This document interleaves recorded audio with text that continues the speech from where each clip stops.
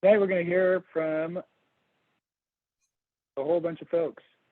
We are going to hear from Yvonne and Mike and all of our chapters. So here's the plan, or here's what we need you to know. We want to see you since we can't see you in person, so we love to see your cameras. Make sure you're muted. Thank you for doing that. It's very quiet. I feel like I'm talking to myself. We will have Q&A. We're monitoring the chat, and so please feel free to ask questions there. We will answer those as quickly as we can. Definitely want you to ask questions. And if you have an in-depth question or something that needs some follow-up, or you want some real discussion about it one-on-one, hit us up at questions@evergreenmtb.org. If we do call on you to speak, just please try and keep it brief since there's a bunch of us here and we want to make sure everybody can get in there. And then we'd love for you to stay to the end. There's a lot of great information here and we want to make sure you hear it all. Here's the agenda. Whoa. Sorry about that.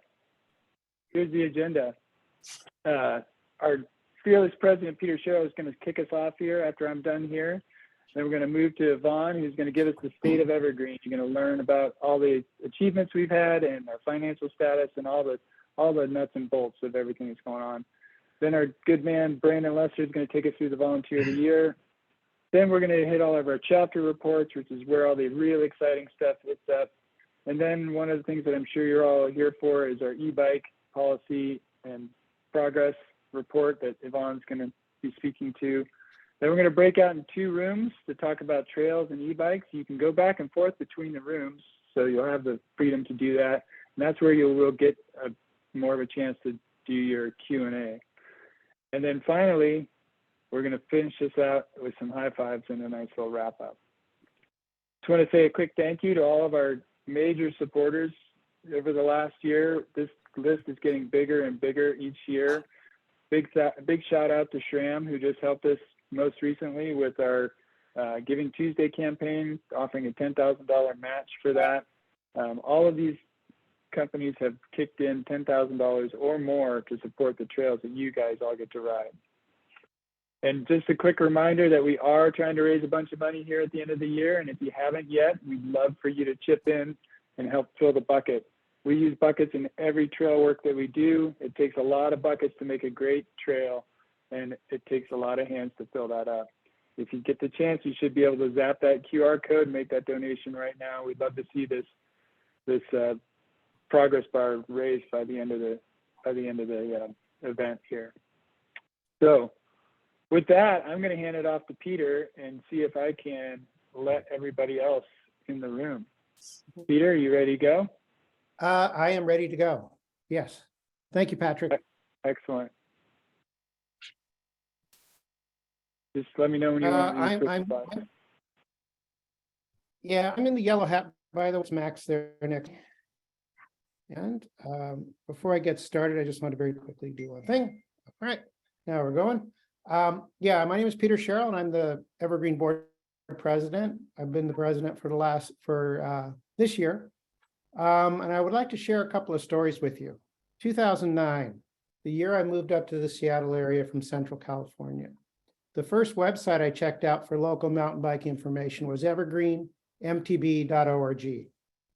My first local group ride was one posted on the Evergreen event calendar. Thanks, Tom Fitzpatrick. Paradise Valley and foot-deep puddles. I spent the first 2 winters up here on unemployment, check signed by Arnold Schwarzenegger. This allowed me to spend those winters building trails at a park called Duthie Hill. I remember one cold winter morning chipping away at the frozen ground with our rogue hose with 3 other out-of-work buddies, most likely on Step It Up. I remember commenting to JD and Crash, you know, Duthie probably wouldn't have been built if it wasn't for the crappy economy. Fun times. May 2010, Duthie Hill grand opening, which I organized. Like spring 2022, wet spring 2010 lasted well into June. Saturday morning, 9:30, opening 30 minutes away, raining. Huddled under the REI tent, cold and wet, we were all feeling totally bummed. 9:45, rain stops, clouds break, sun comes out. 10 a.m., like the Ewoks on Endor, mountain bikers emerge from the ferns and salmon berries. and we proceed to have one heck of a fun and muddy day riding bikes. Total success. Feeling pretty high, I think I'll reward myself with a few days riding in the greatest place to ride in the Northwest, Bend, Oregon. It is 2010. Driving down Monday morning, phone rings. It's Honey Bucket. They're outside the Duthie gate, locked, to pick up the buckets. Oh shit, I thought I had everything covered. Help me, Mr. Wizard, Mike Westra. Can you get over there ASAP and unlock the gates? He did. Thank you, Mike. 2020, memorable rides and moments. Why am I sharing these moments with you? I want you to think about an amazing ride you had this year on a trail in Washington, perhaps Side Hustle or Atlas at Tiger Mountain, or the new trails at Port Gamble or Number 2 Canyon in Wenatchee. Or maybe it was on a trail where you and your buds were hauling ass trying to stay ahead of each other or trying to keep up with everybody else. And think about that feeling you had when you reached the bottom. All smiles, no medicals, no mechanicals. It was a good ride. Evergreen helps create these special moments. You see, this is what Evergreen does. Builds trails that deliver experiences such as these. Thank you. Patrick, next slide. Hold on, Peter. Yep. Pick up the computer. There it is. Okay, so what we're going to start off with now is I have some acknowledgements and thank yous to folks who have that are really the blood and guts of the organization. This slide is all of the state board members that we have with us, and they function by advising and supporting the home office, which does all the heavy duty work for Evergreen. Some changes I wanted to point out. We have a new vice president, Tony Hickok. Tyler Foreman is our other vice president. And then we picked up a new treasurer, Scott Bly, and Melinda Dupree is our new secretary. We also have 3 new board members who joined this year. Jamie Ballant and Patrick Lintz joined. They are legal experts giving us legal advice when we need it. Juliet Kern is our diversity, equity, and inclusion specialist. And Vern Boyles represents the Metro Region / C2S chapter. So welcome. Thanks for stepping up and getting involved. Next slide, Patrick.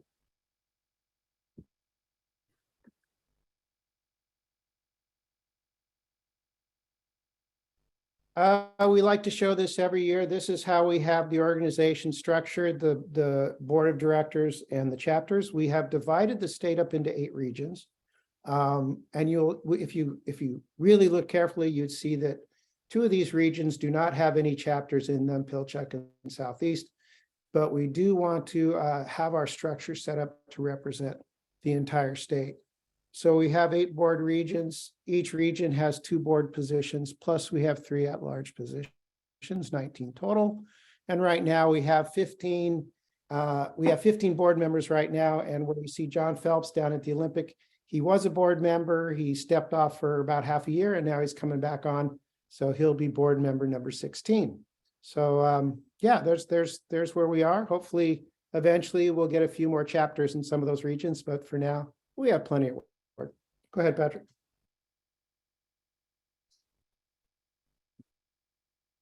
Some changes that we have in the state and chapter boards this year. These folks left the boards this year to move on to greener pastures, and so we wanted to thank them. Jim Jacobson was our statewide board treasurer. Wes Mayer was our C2S president, and he was on the state board since before I was here. So he's been involved in the state board for at least 13 years. Doug Durham was our statewide secretary. And then the other folks there down below, they were folks who were on the chapter boards who have moved on. I think Eric Willard is now in Texas. I know Kelly and Andre are still in the area, still helping out. Thank you, folks. Thank you again for volunteering and working on the boards with us. Next slide, Patrick. Our staff. Some familiar names and familiar faces and a few new ones. Of course, it's there's Yvonne Mike Wester has now been working for Evergreen for 15 years. 2007 is when he started. Tara and Yvonne have both been working with us for over 5 years now. Thank you. We have some new folks. Micah Shapiro is our new finance director. And then looking down the list, some of those are familiar names. Others, new people. Brandon Lester, our volunteer coordinator, started this year. Liz Lunderman, our community specialist, started this year. And Matt Crosby, who's helping do the technology system specialist with Pavel. Matt started this year as well. And we're still looking for one more person to join us. Again, thank you folks for all your hard work, getting the magic done. Next slide, Patrick.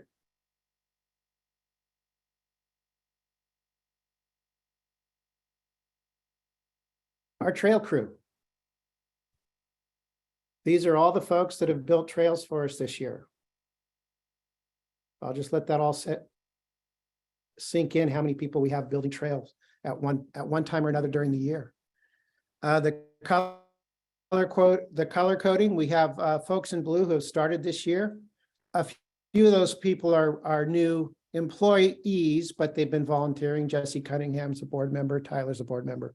Some of the others have been volunteering on trails just on their own. But welcome and thank you for joining us. The green list, these are folks that have been working on the trails for over 5 years for Evergreen. When we reach out to other trail organizations in the area, they are jealous at how long we're able to keep our crew. So again, I thank you for staying with us. And then we have one person who has been on our trail crew for over 10 years, Brian Connolly. Thank you, Brian. I don't know if you're on or not, but thank you. We have a special gift for you, a gold Trail Boss Rogo for you, trail tool. So we'll get that to you as soon as we can. Again, thank you all you trail builders for making the magic. Next slide, Patrick. Just a sec there, Peter. Yeah, no worries. There you go.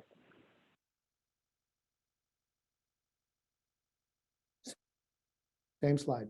It's creeping up. You should see the most important part.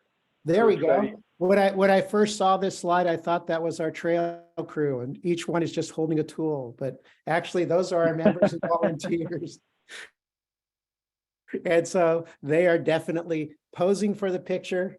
Thank you all. Thank you for believing in our mission. We are making Washington the best place for mountain biking in the country.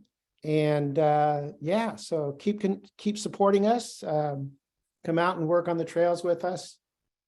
We can't do this without all of you, and you are the reason why we do what we do.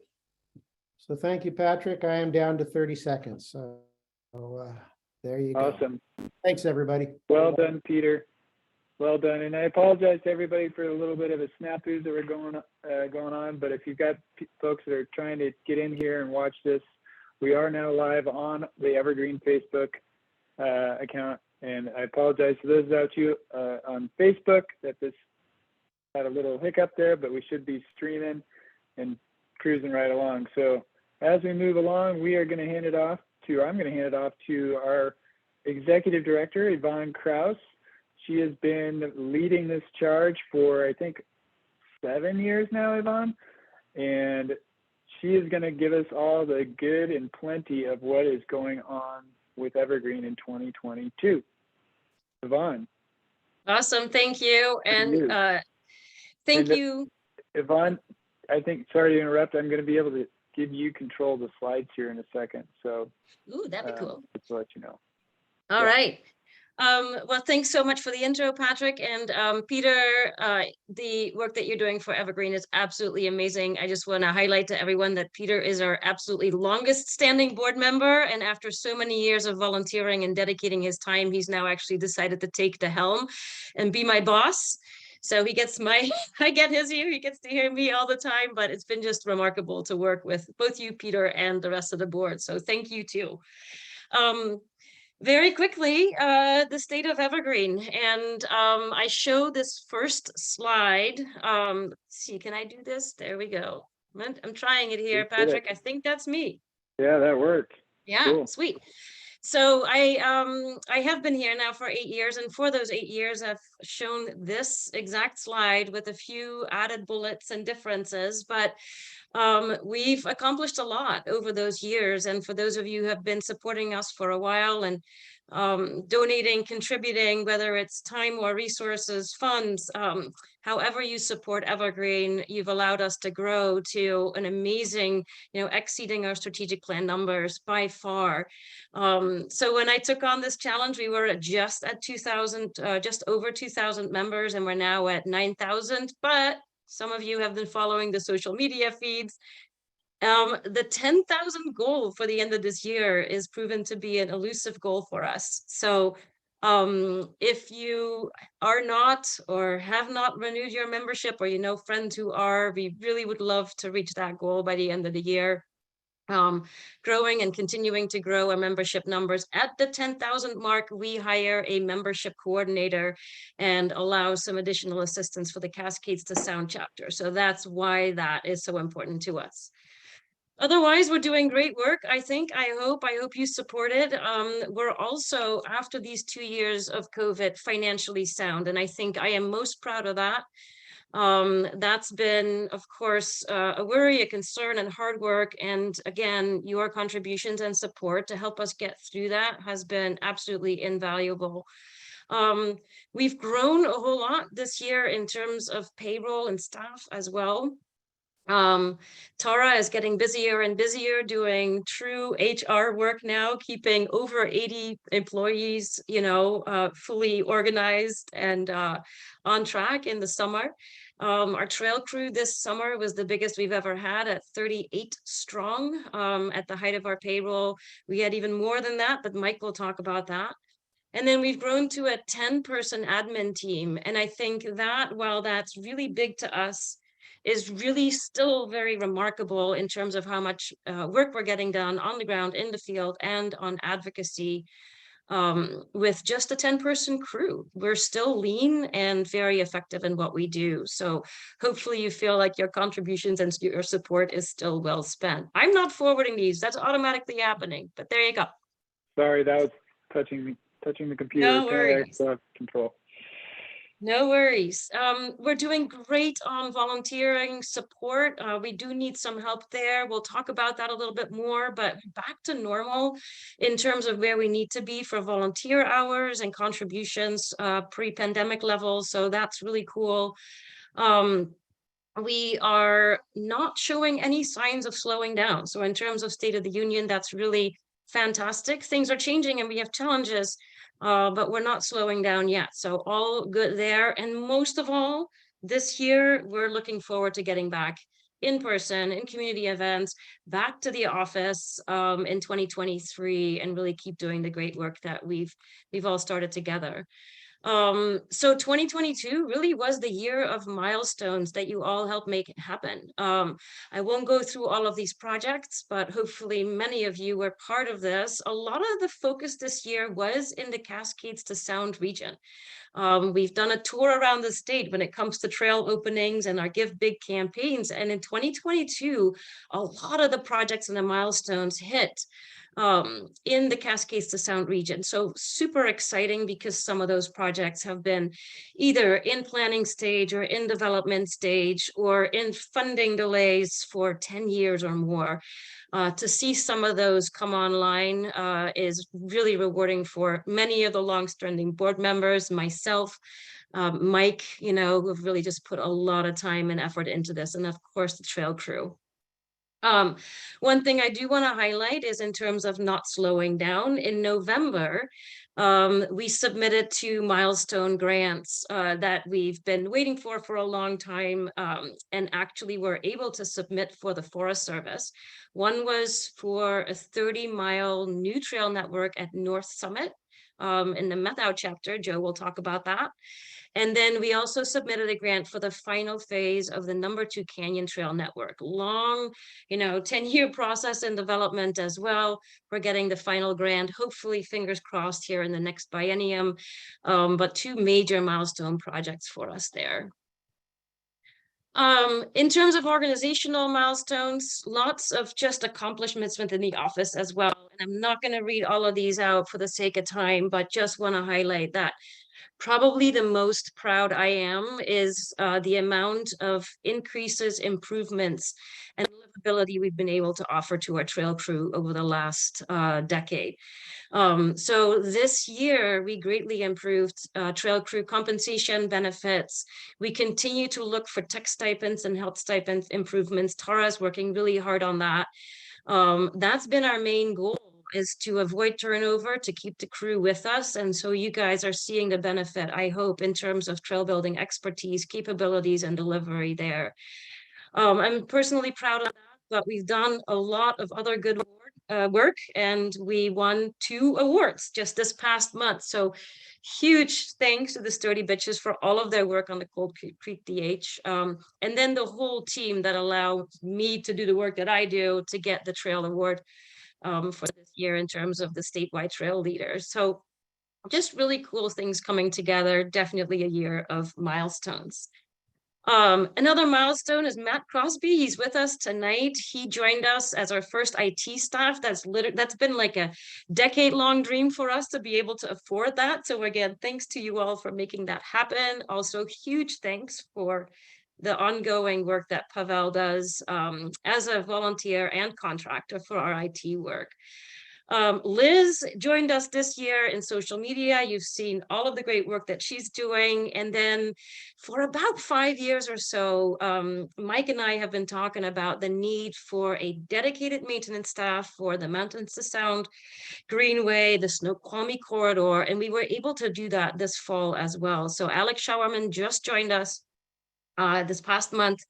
And we're really excited. And I think if you've been riding, you all know how much maintenance is needed right after this dry and long summer. So super exciting developments on an organizational level as well. Major shout out here to Tara for making everything behind the scenes really happen.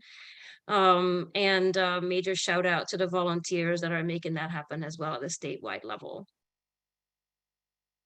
For myself personally, the last piece is tons of work completed in e-bike advocacy. Many of you probably are saying, what took you so long? But tonight you're gonna hear the recommended policy guidance. It's taken a lot of work on my end, but we're for the most part, not quite, but for the most part complete. So I'm excited to share that with you as well.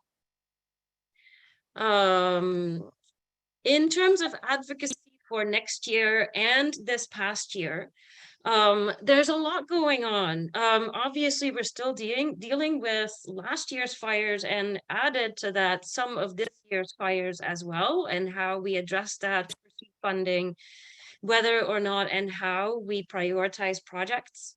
We are going into a legislative session for 2023, right? So a lot of this advocacy focus and some of the key issues from the last few years will be discussed with legislators this year and addressed in the budget setting as well. So really hoping that many of you can make it to our advocacy day, our legislative day in Olympia this year as well. That'll be in February, and we'll announce the date in January. We've gotten our first Great American Outdoors Act funding. We hope to build on that, but again, to the need and the increasing need of maintenance, it's high on our priority list, and we will work on it for all of the major forests in Washington state. And then the DNR is engaged in a new sustainable rec plan, and will be engaged in that as well. Things are not easy. The tribes are definitely concerned about impact on the land. There is recreation funding challenges. So we will need to do quite a bit of work in all of it to stay relevant, to stay up to speed, and to make sure recreation maintains funding. And that brings me to my last slide, the challenges and the outlook. Like I said, the tribal engagement in recreation will be a challenge for us. We're seeing some projects go on hold. That's not necessarily a bad thing, but it requires a lot of extra effort and focus, and some direct engagement with the tribes. Supporting chapter growth is where I continue to focus, and hoping to land more contracts there. And then we're going to talk a little bit about volunteerism and the need to increase and reach the younger generation there as well, to re-energize the volunteer network a bit as well. Overall, though, financial sustainability is always a concern for me as we run the organization, and a concern for the board. So on that note, I'm exactly at 10 minutes. Micah Shapiro, our finance director, is going to give us the overview for that. So go ahead, Micah, if you can take over from here. Thanks, Yvonne.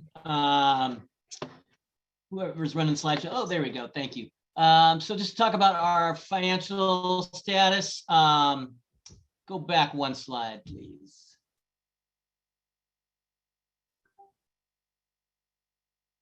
Who's got the slideshow? There we go. Oh, one too far.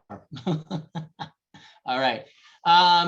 So currently, all the chapter accounts are really healthy, but we are currently operating at about $130,000 loss. Can you go one forward? We keep on bouncing past the one that I want. Sorry, And kind Micah. of, why is that? Yes. Not that one, the next one.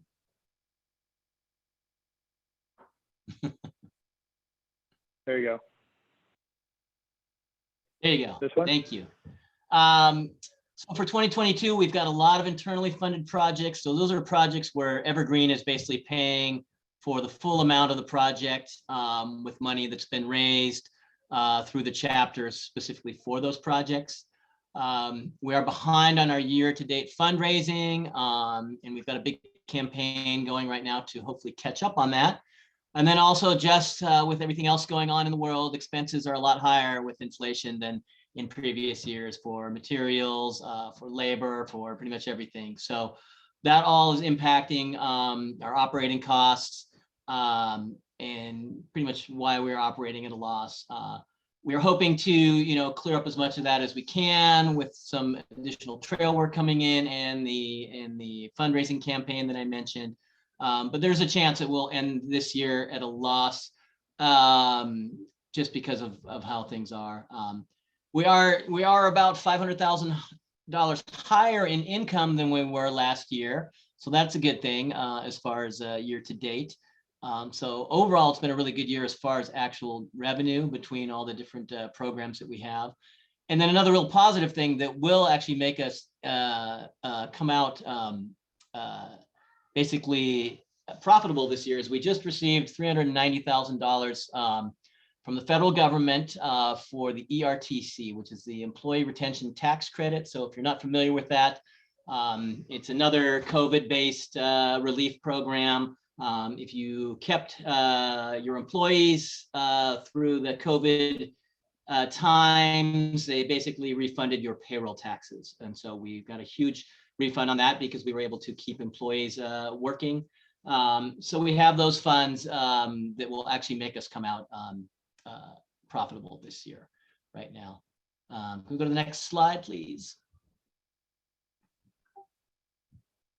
There we go.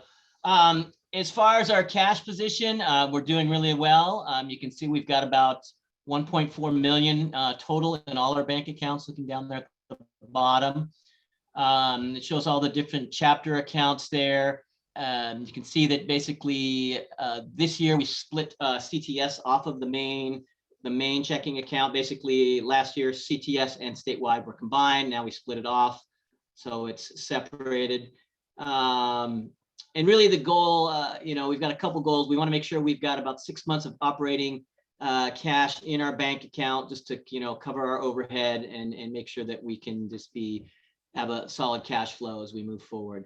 And so as part of that, we try to operate the office as lean as possible and really keep the funds flowing to the chapters, because the chapters are kind of where everything happens. If you're riding trails on the I-90 corridor, that's because of money that's come out of the CTS chapter. If you're riding the trails in number 2 Canyon or Squilchuck, that's because of money that's come out of the central chapter, and so on with all the chapters. And so, the goal is to really, keep the chapters cash rich and operate statewide as lean as we can, so we can keep the money going to trail projects and not to overhead.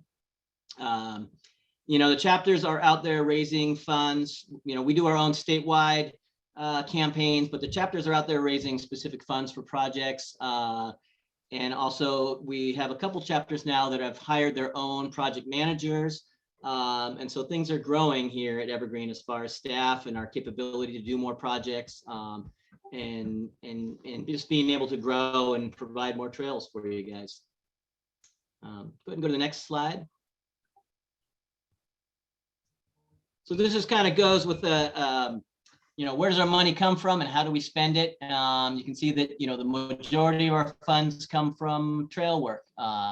And so that's from money from municipalities, from the state, from the federal government, which kind of goes with our mission. Our main mission is, building trails. So that's still the biggest piece. That's also the biggest expense. And then behind that, 33% of our income comes from fundraising, education, and then events, and then a little sliver of retail. And you can see as far as expenses, like I said, trails the biggest piece. Admin, we're about 24%, and then education, events, fundraising, and retail. Go to the next slide, please. So then this kind of outlook for 2023, our end of year campaign goal is to raise about 180,000, and that'll cover statewide operations through Q2 of next year. Currently, we've got about $2.5 million in trail budgets, trail contracts. And so trail momentum is still strong, and that's about 60 active trail contracts. Some of those we are looking for match funding though, so there's active fundraising going on projects. Another thing that's really important that Yvonne mentioned previously, we really want to focus on retaining our veteran trail builders. So, always looking for ways to keep compensation and benefits competitive. And really that's, a big thank you to all our members for helping support us to providing funds to help make that happen. I talked about that, we're assuming an operating loss, but that'll be covered by the ERTC. And basically we'll take a big chunk of that ERTC credit and increase our rainy day fund, just to kind of, give us even more financial soundness so that, anything that comes up, we've got a nice little buffer there. And then we're working on our 2023 budget that we'll have finalized in January, with the results available to the public sometime around April, May. And I believe that's everything on my presentation. Yeah. Thank you, Micah. Thank you, Yvonne, for the quick lowdown on all the nitty gritty with Evergreen. And now we're going to move on to Brandon Lester. Brandon's also kind of a newer face here with the team. He's been with us, I think, just over a year, but he's making a huge difference because he's focusing on our volunteers, and that's super important. So, Brandon, if you're ready, we're going to have you go ahead and go through your Volunteer of the Year presentation here. Sounds great. Thank you, Patrick. Yeah, it's just under a year. I started in January, so almost there. All right. But happy to be on the team here, and good evening, everybody. I'm Brandon Lester. I am Evergreen's statewide volunteer program manager. And I just wanted to start off with this by sending a huge shout out to everyone who has volunteered with Evergreen over the past year, whether it was the first time or 1,000th time, or some of you 10,000th time.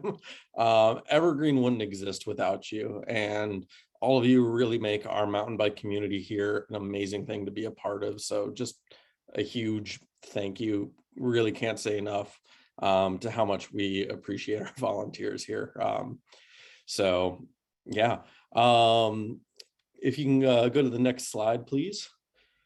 Before we hop into our Volunteers of the Year announcement, I just kind of wanted to go through a look at what we've accomplished so far this year. Our goal for the year was 30,000 volunteers. We still got some time left in the year. Hopefully some snow will melt around here and we can hit some trails, but just shy of that, which is okay because we are still getting numbers back from the pandemic where we were definitely below 20,000. So as those numbers are rising each year, that's looking good. So we're still getting a lot of hours in, 23,750 volunteer hours this year over the span of 408 trail work days, obviously with multiple events across the state at any given time. And a rough estimate of 320 plus miles of trail maintained, probably more than that. And then completing all of that is 3,843 volunteers. So obviously some of those folks might be repeats in there here and there, but individuals at any given work party, that's the number that we have, and it's incredible to see that kind of a number throughout the year. That is a ton of people, so it's really amazing to see how many folks are coming out and volunteering with us. So again, thank you. These numbers are amazing. So now we can hop on to our volunteers of the year. While Evergreen has many great volunteers, these folks were nominated as standouts from each chapter, and we'd like to recognize them for that. To start things off, the Dirt Wizard Trail Crew, Chris Lynch and his team, they've spent at least one day almost every week to maintain and rebuild established trails here in the I-90 corridor, putting in just countless hours of trail maintenance. Ken Bond, he's devoted himself to trails throughout the Snoqualmie Valley, and this year he's done a ton of brushing and clearing and trash pickup, a lot of times out on his own as well. So huge thank you to him too. Rob Buck, he took the initiative to start a Pierce County subchapter and has been doing a lot of work with organizing work parties for the new Tahale trails. So that's been really awesome developments going on down there. Denny, a lot of you know her. She's everywhere. She's always involved in one way or another. Any of the Cascades to Sound events that you've attended, she's probably had a part in organizing, attending, all over the place. So huge thank you to Denny. She's done a ton of work for the Cascades to Sound chapter. Sumai, she's been a rock star on the chainsaw at work parties and has been really helpful for me with helping to further develop our chainsaw program. She recently did some sent in a lot of the materials and helped design our chainsaw program page that's on our website. So huge thanks to all of you guys. Next slide, please. For Central, so both Riley and Porter, they were instrumental in achieving the Central chapter's volunteer goals for this year by hosting weekly Wednesday night work parties at Number 2 Canyon, which is awesome. So huge thanks to them. Tony, the fearless leader of the group, he has done an exceptional job this year in coordinating events, efforts, passions, projects, all within the Central chapter. And as the testimonials that were sent in say, he's a calm and confident leader. So huge thank you to Tony.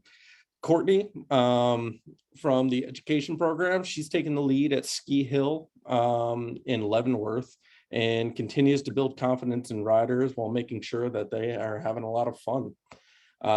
Kate, she has an incredible way of connecting with people and getting organizations and people involved in the education program there. So huge thank you to all those volunteers in Central. Next slide, please. Now we are on to our East chapter. For our East chapter nominees, Mike, he took on the role of trail boss for the Salties Uplands Conservation Area and spent numerous hours of maintaining one of the busiest trail systems in the area. So a huge thank you to Mike. Alan took time out of his busy schedule to create a comprehensive trail plan for the Mackenzie Natural Area in Liberty Lake. So a bunch of new trails and stuff going on there. And he's been part of the work parties and organizing that for getting all that built. So a huge thank you to Alan. Next slide, please. And then for some of our smaller chapters, kind of combine them into one slide. We have the Kittitas chapter, Southwest, and Cowlitz Neck Cheese chapter. For the Kittitas chapter, Bradley has poured a lot of time and effort into the Nanum Ridge Trail System. And Bradley is also serves on several committees advocating for the sport. So huge help for the sport out in that region, and great job with the trail system out there. For Southwest, also you'll notice we have some gnomes for folks we didn't get photos for. So there are trail gnomes. So for Southwest, Tyler first stepped in for Southwest as the Trillium Trail Steward, and then last year became the trail boss for the Yakult Burn system. Not only has Tyler increased the total number of work parties there this year, but he's also a grill master too. And then for the Cowlitz Now Cheese chapter, Garrett. Garrett spends a lot of time out on the trails, both riding and working. And you can always really rely on him for effective trail work and bike knowledge. He's put in a lot of maintenance hours out that way. So a huge thank you to Garrett as well. Next slide, please. For the Meadow chapter, we have Carl and Don.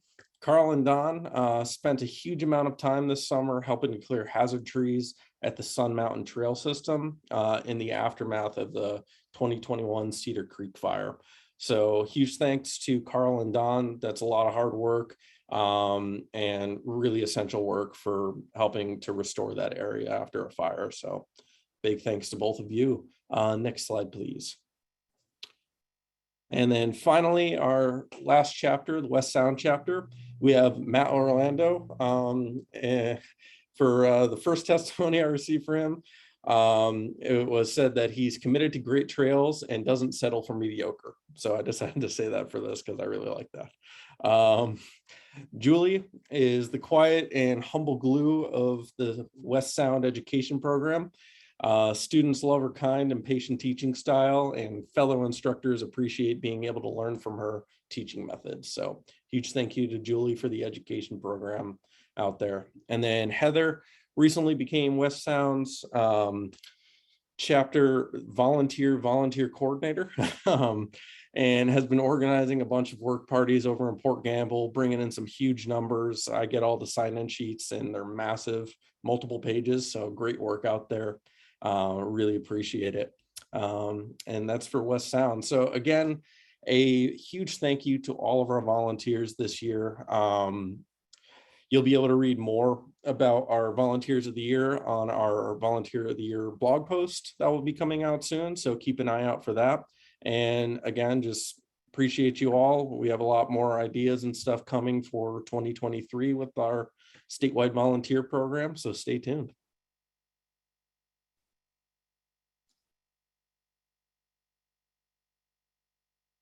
Got to unmute. Brandon, that was awesome. Thank you so much. And I just want to reiterate what Brandon said to all of the volunteers out there. You guys are amazing, and we really couldn't do it without you guys. So big old virtual high fives for everybody out there. Shebang. And you guys are crushing it. We would love it. All right, folks, we are moving on. We're running a little behind schedule, but we're not going to put a rush on this section here because this is super important. You want to hear everything around the state that's going on.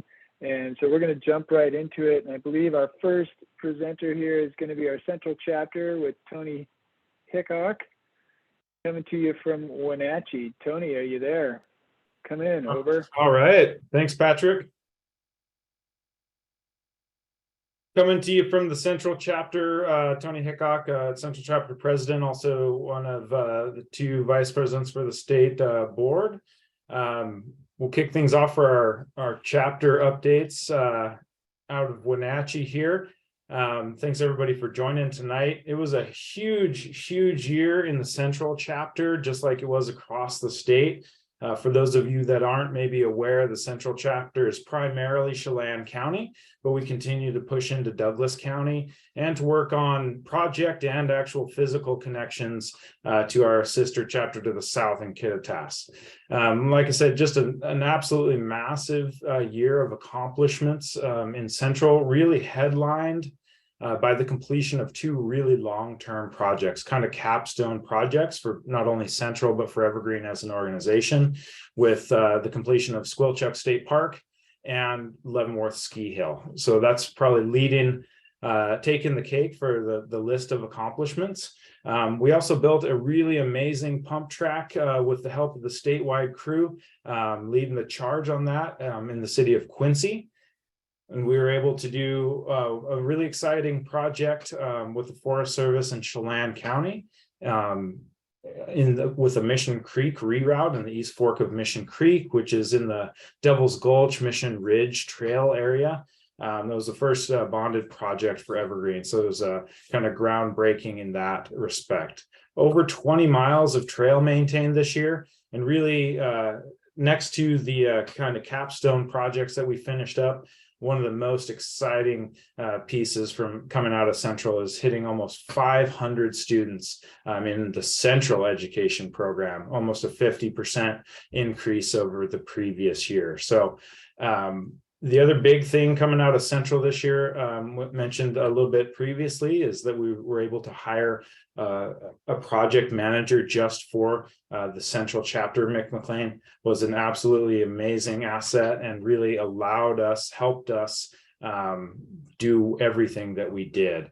As far as what we're looking at going into next year, really a lot, just keeping the pedal to the metal. We've only got a handful of trail miles to build for new trail, but we're going to really be focusing on a ton of infrastructure at the No. 2 Canyon project site. We plan to do over 20 miles of maintenance.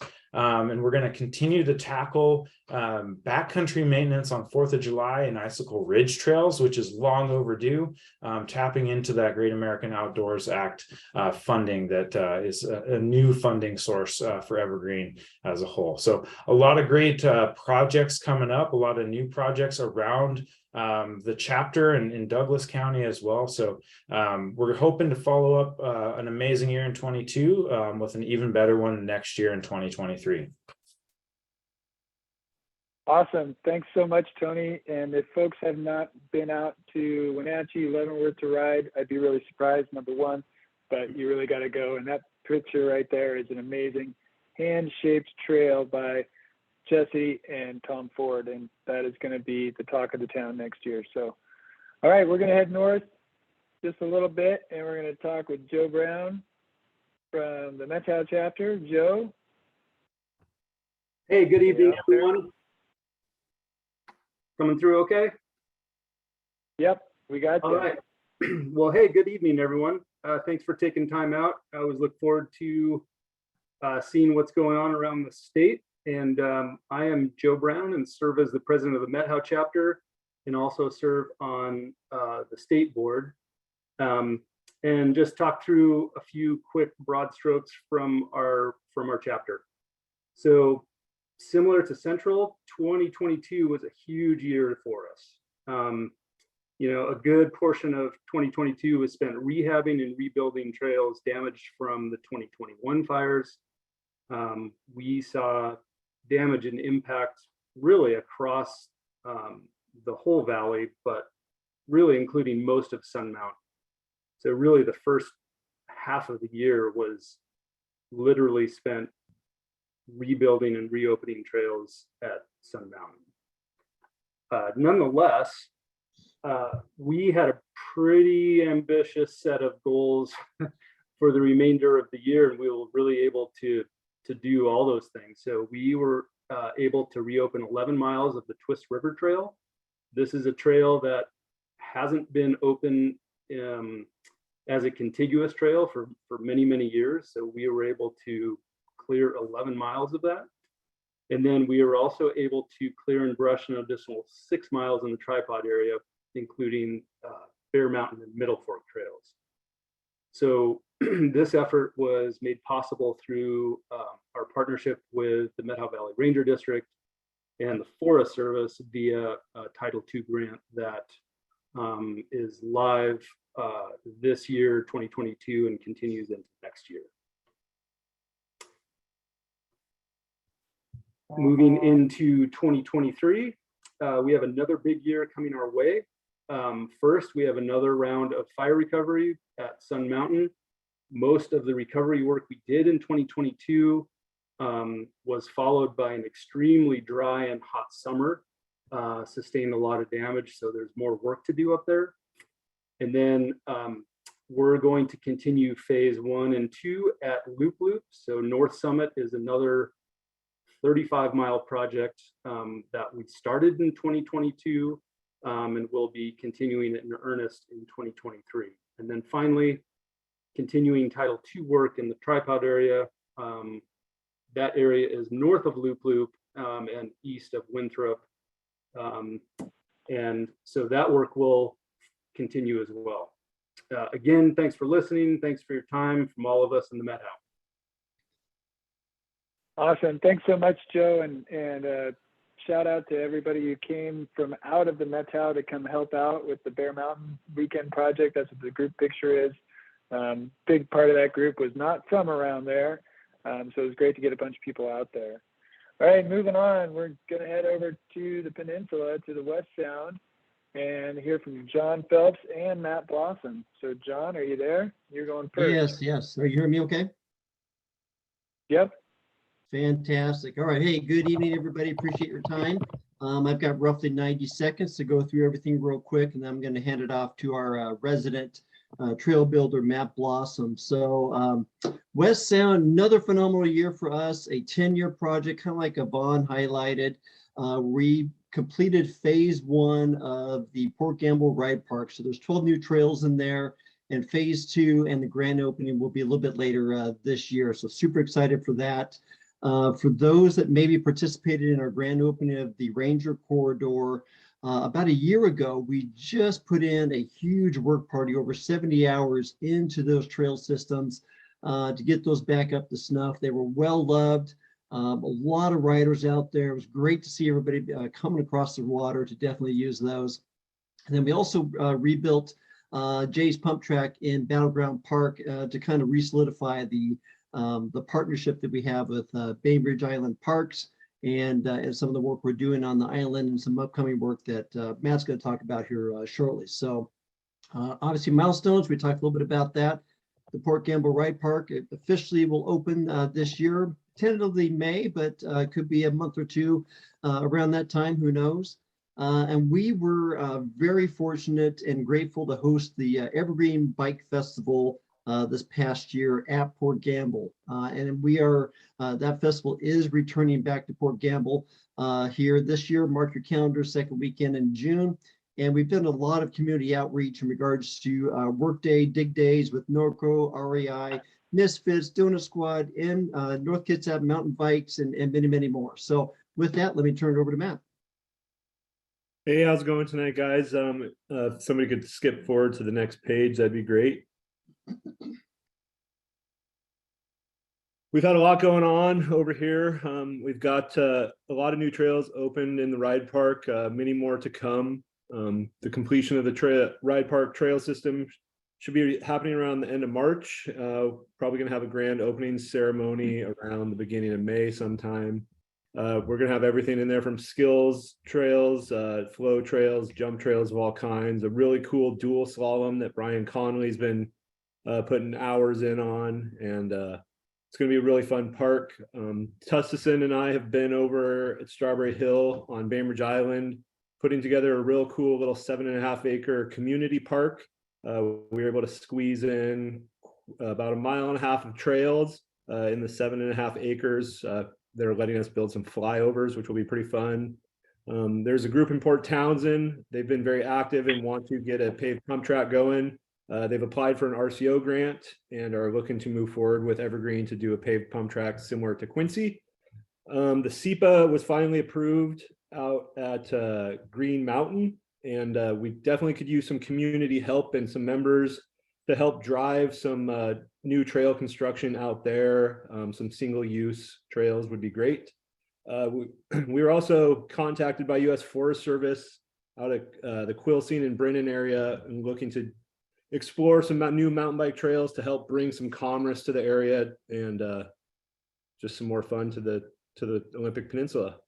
That's it for us over here. Awesome. Thanks so much, Matt. And just a huge shout out to the West Sound team. They really came through for the festival this year. We started in a whole new place after not doing it for 2 years.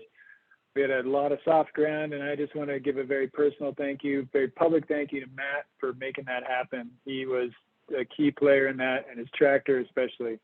So thank you very much. All right, moving a little further southeast, and actually quite a bit north. Isn't that right, Jesse? Jesse Cunningham is coming to us from the Kittitas chapter, but he's also coming to us from Norway this morning, where it's about almost 4 in the morning, I think. So Jesse, yeah, we're looking at 4:30 in the morning, and I'm ready to go. Thanks everybody.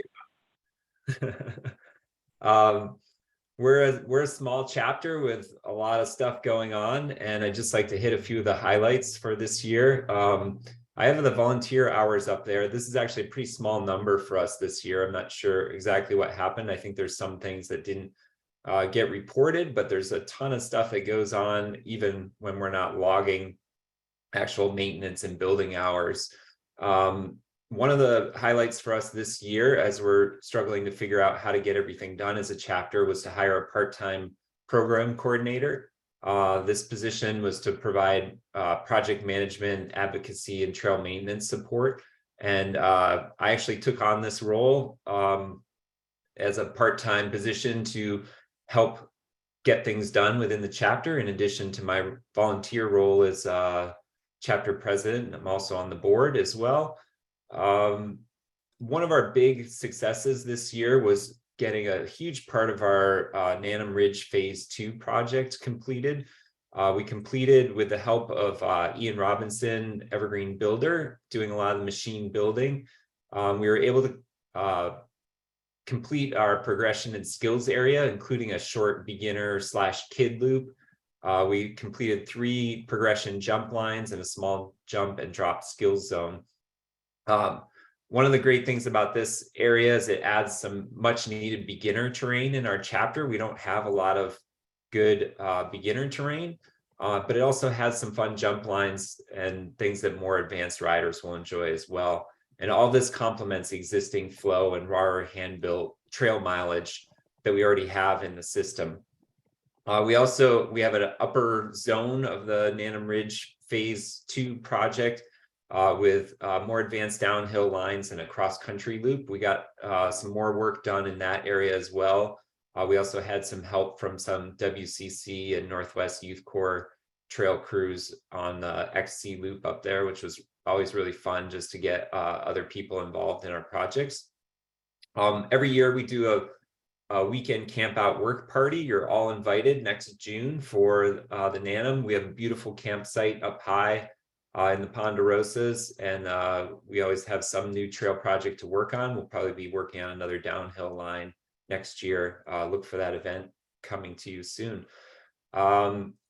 As a chapter, we do a lot of advocacy. We have several chapter council members that are on various committees to help us move forward plans to continue to improve mountain biking access within our county. If you want to move on to the next slide, Patrick, I'll get into next year. So our 2023 plan, as I mentioned, we do a lot of advocacy work, and one of our big advocacy wins this year was getting final approval for the Tianaway Community Forest Trail Plan. And what we proposed, this isn't fully approved that we will work on this year, but hopefully we will be able to get working on a connector trail that we've proposed that will be a multi-use trail connecting the Cle Elum Roslyn Ridge to the West Fork Tianaway. This will provide a really crucial connection between these two trail systems and a really good starting point for developing the Tianaway Community Forest Trail Plan. We'll also continue work on Nanum Phase 2 in the upper downhill area and the cross-country loop that I referenced previously. And then with our Manastash Ridge Trail Plan that we've been working on for many years, we just got a new land manager with DFW, and she is working to help us get signage in, and we'll also hopefully be able to work on some long-term maintenance issues that need to be addressed there as well. So that's just a quick overview. There's a ton of stuff going on. But thank you for all the volunteers and all of you who support Evergreen for helping to make this stuff happen. Awesome, Jesse. Thanks so much, and thanks for the extra effort of getting up in the middle of the always dark sky that you have right now. I guess you said earlier there's like 10 minutes of kind of daylight. We get a out few there. hours of sort of muted daylight, no sunshine though. Perfect. Perfect. All right. Well, we are moving a little further east now with Chris Connolly from our East chapter. The East chapter is always super busy, and this year is no different. So, Chris, are you out there? I'm here. Thanks, Patrick. And thanks, everybody, for joining us. My name is Chris Conley. I'm the president of the East chapter and also a statewide board member. The 2022 accomplishments, we have over 2,500 volunteer hours year to date. We always rely heavily on our volunteers and appreciate everyone's effort out there helping us get projects done. This year, we finally completed the Upper 290 Trail at Mount Spokane. It was a multi-year project battling fire restrictions and challenging weather, but we finally made the connection this spring and got the trail completed top to bottom. So if you haven't ridden it yet, it's a fantastic addition to Mount Spokane with another full top to bottom run. We completed all the proposed new trails that we had in the plan for the McKenzie Natural Area and Liberty Lake. That area is done and rideable now, and actually probably decent for fat biking if you're wanting to get out and ride in the snow. We completed the McKenzie Natural Area to Liberty Lake Connector Trail, which connects that McKenzie Natural Area into Liberty Lake Regional Park.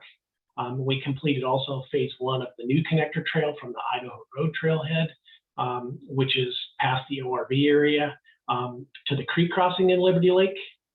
In Micah Peak, we completed the Green Diamond Loop Trail, which is going to become basically the first leg of the climbing trail up to the top of the Silicate Slide flow trail.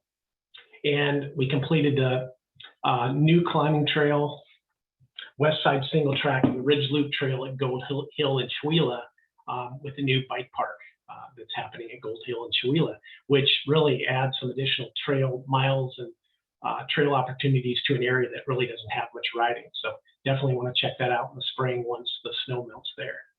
Next slide, Patrick.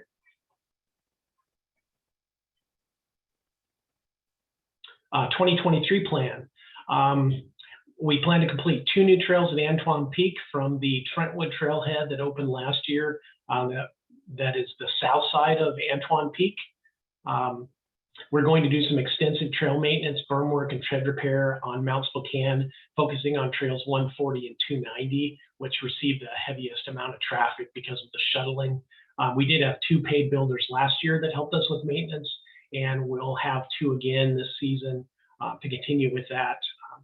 Hopefully we get some good weather before it gets too dry and warm to be able to repair some of that tread and some of those berms that we couldn't get to this last fall because it went right from dry summer to heavy snowfall. We plan to complete phase 2 of the connector trail from the creek crossing to the main Liberty Lake Trail. And then we're building a new 2-mile trail that connects the lower creek trail at Liberty Lake up to the lower loop trail, which bypasses the Edith Hansen trail. Apparently my time's up. We'll plan to complete the new flow trail and skills area at Gold Hill and Chewelah, and then continue to advocacy work to preserve additional land at Beacon Hill through conservation futures. If anybody's interested in that conservation work that's ongoing, we have several target properties that we're working on now. We'd love to have some help on that. So please feel free to reach out to me at chris@evergreeneast.org. Thanks. Awesome, Chris. That was great. Yeah, I think you're bringing us back into our timeline here, which is fantastic. Next up is our small but mighty Cowlitz-Natchez chapter. Personally, I need to get out there and ride, Tyler. And as a good friend, I apologize for not doing that. But I'm sure there's a lot of folks who also need to get out there and ride. So what do you want to tell them? What do we need to know? Yeah, thanks, Patrick. It'd be awesome to have you guys come down here as well. Great to join with everybody tonight. Tyler Foreman from the Callus Natchez chapter. I'm the chapter president, and I'm also co-VP on the state board with Tony out at Central. So yeah, this last year, number of things going on, a lot of little irons in the fire. We're working on the Gifford Pinchot Sustainable Trails Coalition, and that's an effort that us and a number of other user groups are collaborating on with the U.S. Forest Service, and the goal is to create the new sustainable trails strategy and plan that will, move into the future of the Gifford Pinchot National Forest. And it's really based on the effort that was started with the National Trails Strategy from the U.S. Forest Service at the federal level. A joint proposal that we worked on with the Washington Climbers Coalition and the Yakima River Runners. We got that submitted to Washington State Department of Fish and Wildlife on the Oak Creek Wildlife Area, and that is for a footbridge across the Tieton River. We're hoping that will be accepted and move into the SEPA process in the not too distant future. It would provide some access to the bottom of the Cow Canyon DH trail, as well as providing access for the climbers getting out to Sentinel Rock. Patrick, can you move back one slide for me, please? Oh, I'm sorry. No worries. Got a bunch of trail work done out in the Goat Mountain area, also in the GP with Trans-Cascadia. Can't thank Nick and the Trans-Cascadia crew enough for their work on that, as well as two of our trail builders, Cody Olson and Remy Oquan. They did a ton of amazing work. That area continues to get hit hard every winter. Takes a lot of heavy lift, especially Sawyer work. So thanks to all of them for that. We also worked with Orgenesis Collective on the Klickitat number 7 trail, starting to work on the backlog out there.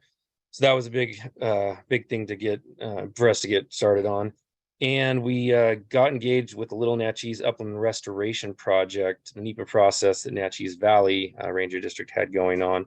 There was a road in that project that was proposed to be completely decommissioned. We successfully lobbied to get that turned into a road to trail conversion. And that's going to provide key connectivity between 2 really great shuttle trails out there. So next slide, please, Patrick. We'll try to rush through this. I'm running out of time. We're going to continue working with WDFW. We're looking for ways to expand trail access in the Oak Creek Wildlife Area. Same thing with U.S. Forest Service, looking for some more areas that we can hopefully expand trail access in the Natchez Valley Ranger District. We'll keep working with Packwood Trail Project, and that actually was an accomplishment that should have been on our list on the previous slide. I forgot to put it on there. The Packwood Trail Project proposal has been accepted by the U.S. Forest Service, and we'll be moving forward into NEPA in the near future. So that's a big win. And then continuing to work with all the other groups that we collaborate with. Yeah, hopefully some of these things we have sitting in the background are going to materialize real soon. So Awesome. Tyler, thanks so much. And again, everyone, this is our smallest but mighty chapter. There are some big projects that are on the cusp out there. And when they happen, we're going to need to all rally and support these guys however we can. All right.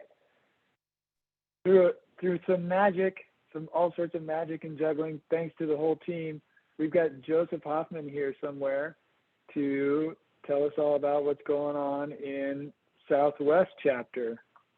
All right. Joseph, good. Yeah. Can you hear me? All right. Good.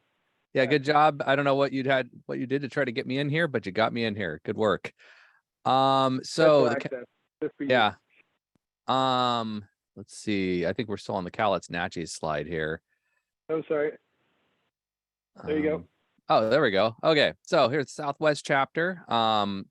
So we've gotten a little bit done this year. So we kind of covered like that southwest corner of Washington, and I'm not sure how much introduction we were doing here, but anyway, so we finished part 1 of the Vista Ridge climbing trail, which is really exciting for us because that's the first real genuine like purpose-built climbing trail that we've had in our system. And so that gets to halfway up our mountain, but what it really does, it's awesome, is it gets us past the steepest, most horrible part of the road climb. And then the rest of it feels pretty easy from there. Part 2 is was set for late summer, and we're going to connect up to to the mid mountain with part 2. We have a jump line that we're going to start working on in January, weather permitting, of course, crossing all our fingers for that. And then that's going to look like an intermediate jump line from like 5 corners to Cold Creek. So what that'll be in our zone right now, it's a really steep old logging road, and it's just basically a fall line straight shot down the trail. And so we're going to break it up with a bunch of kind of intermediate progression style jumps, because that's something we really don't have a lot of in Southwest Washington, is terrain that people who are trying to learn how to get their wheels in the air can really like progress on. So that'll be its sort of focus is toward progression. So a little less intense than Trillium. We successfully pulled off the Yakult Burn experience this year. I think it certainly went better than I was expecting. I think it went better than any of us were expecting. And through that kind of grew some corporate partnerships. We have a partnership with Propane Bicycles that's kind of going on now. More of the businesses in the area seem to be aware of us and working with us. And so fortunately for us, we did have a fire. The Nakia Creek fire was very near our system, but it just barely missed us. So nothing actually got burned in the fire. It just burned part of a road that we use, but not a problem. We've gotten tons of maintenance done thanks to our trail boss, Tyler Cruise Camp. We've just been kind of knocking it out. Obviously, we haven't done anything in the last couple of weeks because the weather won't cooperate with us. But yeah, normally we do a lot. And we also secured a maintenance contract with the Department of Natural Resources, and that's led to thousands of dollars. I can't remember the exact dollar amount, but it's like I think we've spent $10,000 or $15,000 now just doing maintenance. That's money coming from the DNR. Okay, and the next slide. I think did we have 2 slides on this? Okay, yeah. So coming up, we're going to finish the Upper Vista Ridge Trail. We have a brand new proposal for the trail system in the Yakult Burn that we're going to work with the DNR to try to get moving forward on. And our next goal in the future is the Yakult Burn experience and doing some legislative outreach to make sure that the DNR is working with us. Awesome. Joseph, thanks so much for jumping in here. Joseph's been a great part of the team in the Southwest for a long time and part of our statewide board for quite a few years. So appreciate you jumping in tonight and sharing that with us, Joseph. Next up is our Cascades to Sound chapter with our newest representative and president of the Cascades to Sound, Michelle Valco. Calling Michelle. Are you there, Michelle? Hey, thank you for that introduction there. I appreciate that. I'm here for Cascades to Sound. We're almost on time. Sorry to interrupt. We're almost on time, but we are running a little behind. So let's go. All right, here we go. I'm very pleased to share with you the many accomplishments of Evergreen Cascades to Sound chapter for 2022. Despite the uncertainty of continuing global pandemic, and while we try to figure out our new normal, work forged on. Cheesty Open Space Trails opened in South Seattle. The new bike park at Tahale started construction. Atlas Trail debuted and opened on Tiger Mountain. For Raging River, just down the way, CCDH won Best Trail of 2022, and volunteers rehabilitated Upper Poppintops and Flow State Trails. The long-awaited bike park at Snoqualmie Summit opened to huge fanfare. All year long, maintenance at local trail systems across the chapter carried on, with a whopping 8,950 hours of work going into our local trails this year. Of that, 1,772 were volunteer hours. Crank Sisters led 115 rides and reached 446 riders. 2022 was another very successful year for education, with 578 students and 35 volunteer instructors.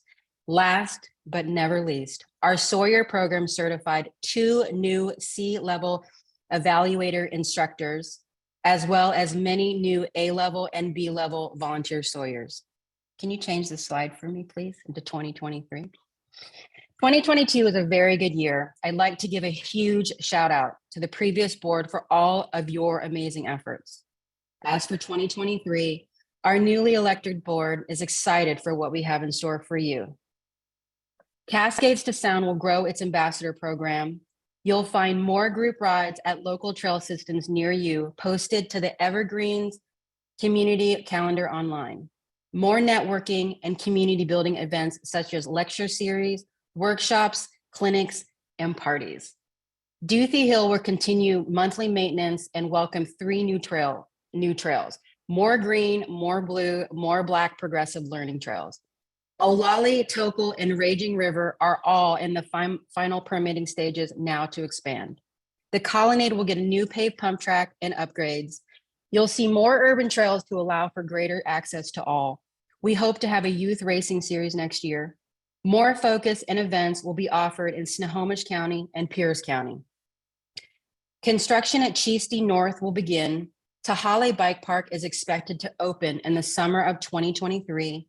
Snoqualmie Bike Park will get new green and blue trails. And lastly, the grand opening of the Tenant Trail system should be in the spring. 2023 is going to be a pretty epic year. As always, we cannot do this without the support of our amazing members, donors, and volunteers. Please reach out to your local chapter to get involved. Remember, Evergreen's rider powered. Thank you, and I look forward to see you on a trailhead very soon. And there we go. Wow. Knocked it out of the park, Michelle. Thank you so much. That was great. And finally, your favorite guy on the whole trail team, Mike Westra. Mike, you're going to give us a statewide wrap up of the trails, quick and dirty. What's out there? What's happening? Ready? All right. Hey, everybody. Go. Hey, everybody. Huge thanks for coming. I don't know about the favorite. Kind of, I've been doing this for almost 20 years now. I'm turning into a grumpy old man, so I don't know about the favorite. But anyway, huge thanks for joining us. Huge thanks for all the chapters. This slide kind of speaks for itself. This is just a big statewide snapshot of what happened in 2022. What did we accomplish? Look at all that red. Those are the opened or completed trail systems or trail projects. Orange is new projects that started. And then the big highlight, look at all the green. These are funded contracts or contracts to do maintenance, which we've really needed. I mean, we spent the last 3 years really hammering out new trails, and it's really time now to focus on maintenance. And these contracts are really helping us do that. Managed at the statewide level, we always get 2 RTP grants, one for Western Washington, one for Eastern Washington. In this current grant cycle, they total 150,000, no, 200, oh man, I look about 175,000. Next year, in the next grant cycle, we're going to be going for a full 150 and 100, so 250,000 statewide. And a huge win was a maintenance contract with DNR for Tiger and Raging River. Those trails get hit so hard. That's really, really valuable. And one thing I got to just quickly mention, Feasty, this tiny little red, oh, hey, I think you went one slide too soon, Patrick. Thanks. Feasty, this little red star right here. We've been working on that for 10 years. I first got the call from Joel DeYoung in Seattle to come out and look at this park 10 years ago. Well, we finally opened it up this September. So lots of stuff happening. Next one. And here's what's coming out in 2023. I won't spend a lot of time on this because we're going to go into a breakout session. And this is where I want you guys to I'll put up this slide and just start asking questions away about what's coming on. But I mean, more maintenance, more Great American Outdoors Act. See some of these green stars, our federal funding from an act passed in Congress to help maintain recreation systems across the nation. So, and we're starting to tap into some of that funding to do great things. Even a maintenance contract at the Colville National Forest way up in the Northeast, and potentially a new trail connecting Jungle Hill Campground to the Wapaloosie Trail. I mean, there's just stuff going on all over. I know you guys are probably sick and tired of seeing Raging Phase 3 and Olali Phase 2 on this map. I think I've shown it to you every year now for the last 4 years. Well, we're getting close. King County's, it's in King County permitting. It's hung up due to some personnel changes and some backlog. But once we get that through permitting, we'll be ready to start on Olali and Raging Phase 2. Pump tracks, they're still going in. we've got so much going on around the state. We're now actually starting to refer municipalities to Velo Solutions to do pump tracks for us. But anyway, on to the next one. So let's put all that into some numbers real quick. 18 trail construction projects, 8 design projects, and 12 maintenance contracts in 2022. We opened or completed, some of these aren't officially open, but they're done and being ridden, 38 miles of new trail. 14 trail projects will be underway by January 1. 80 miles of new trail in those 14 projects. Potential for 12 more in 2023 if everything happens. Huge growth in maintenance. 47 trail builders were employed by Evergreen in 2022. 38 of those during our peak payroll this summer. So that means this summer we had 38 staff trail builders out there digging in the dirt across Washington State. Projects, project grants and contracts and staff now are ongoing in all 8 chapters. That's hired staff in all 8 chapters. That's a huge milestone. 42 contracted partner agencies and 501c3s that we work with now. Next, please. Check that out. These are, if we get a couple of contracts, these are all of the public agencies and 501c3s that we will have signed contracts to build trails or maintain trails with. Next one, Patrick. This shows the new ones. The solid yellow are the new ones in 2022, and the hollow yellow are ones we hope to get in 2023. Next one. These are all the contracts that are ongoing right now. So these green ones are all the partners that we partner with contracts in 2022. And I look at, you compare that to when I started 20 years ago or 15 years ago. Seattle Parks and Recs was our first contract, and we've been able to add to that every year. It's pretty amazing. Next slide.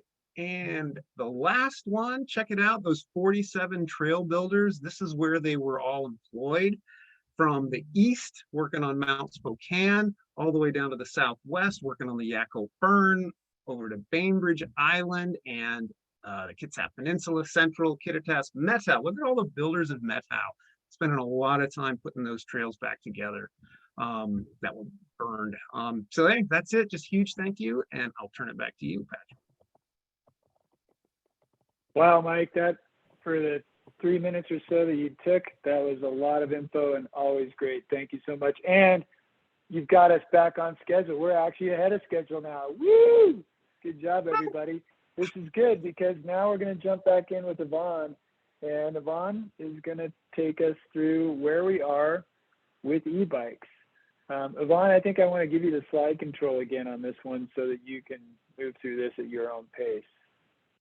Yeah, that'd be great. I think we're still running a few minutes behind, so I'll rush through this, you guys, to try and get us broken We're up right into small. No worries, Patrick. We're doing great. But I'm gonna rush through this because I can talk about it more in the small groups, and just kind of get to the point here as much as I can. But first of all, thank you, Mike. I just posted a huge shout out as well to David, Brandon, and Micah. I mean, we've got 60 contracts live. We're a construction firm now, right? And we're not quite set up as a construction firm. So for us to keep that running smoothly is really quite amazing and takes a lot of work. So huge thanks to the trail team and the trail crew for that.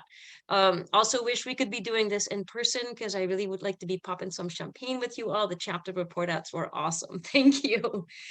Okay, so back to policy work.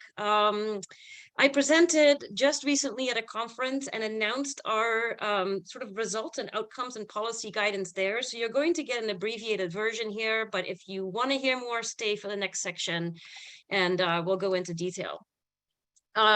So again, what took me so long? What took us so long? What took the board so long to come up with the recommended policy action? Well, as we are working in our mountain bike lens, I just want to highlight the fact that there are a lot of different things that are hitting the land managers right now when it comes to e-technology. It's not just mountain biking. So that's one of them. All these technologies and changes of tools and toys that are coming onto public lands are causing some challenges, some conflict, and are requiring land access change policies, right? At the government level, those take time. So that's number one. Number two is we think about this as a mountain biking issue, and we think of mountain biking as mountain biking. But when you're talking to the general public, other trail users and legislators, when they see a rad power bike riding on the Palouse Cascades Trail, that is mountain biking. When they see that bike on a paved trail, that can even be mountain biking to them, right? So to think about what the scope is of this technology and where and how we do policy recommendations and how we deal with new users who are now mountain biking, such as hunters who are using this technology to access new terrain that they've never accessed before to hunt, which then causes a wildlife and a tribal concern. Those are the things that have taken this long to get where we are today. So again, not going into the details of the timeline, but what I want to focus on is that despite that we started this work even before 2018, what I'm going to focus on is really the work from 2021 and then this year that completes the effort. But really things got serious in 2018, and that's when I started spending an enormous amount of time on this subject.